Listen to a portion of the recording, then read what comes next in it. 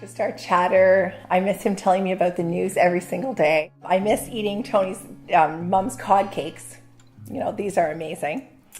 And I definitely don't miss one thing. Do you know what I don't miss? What don't you miss?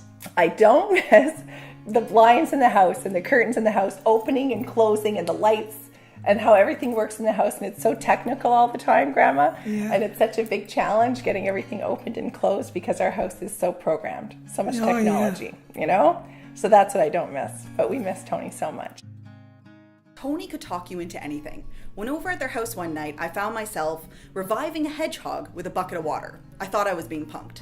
My dad was all about hard work, but he was also about having fun. So when I went away to university, he said, you only have 4 years, make it count. So basically what he was saying was study and then party. In business, Toni always used sports analogies to paint the picture, whether it was celebrating a slam dunk or him asking me who's on your bench, or the ever fearful question, Tori, who dropped the ball? Today, I continue to use sports analogies because of TG. Catherine once told me to ask Toni how his Lulus were fitting. When I did, he proceeded to take his pants off and moon me with bright green underwear. True story. So Toni loved April Fool's Day. So one year, the entire team decided to actually call in sick. Well, quickly he figured it out. So to get back at us, he decided that he would hide in the closet and try to scare us. Well, he scared me, and I punched him in the face, so he never did it again. Toni was a facts and stats type of guy. If you were ever in a meeting with him and you said, I feel like, he would say, I don't want to know how you feel. Give me the facts and the stats. I miss Toni walking in and saying, let's win this. His energy and enthusiasm would inspire the whole team. And when we won, Toni was the first one to want to celebrate. And when we lost, Toni would go to his office and crunch the numbers to see how we would win the next one. Well, Toni will win the next one for you. Toni was my uncle, my godfather, and my boss. He was Portuguese, but wanted to be Italian, just like me. So as everyone knows, Toni loved his hockey pool. Loved stats, loved talking smack about hockey. In 2016, I actually won the pool. Toni wanted to know my trick.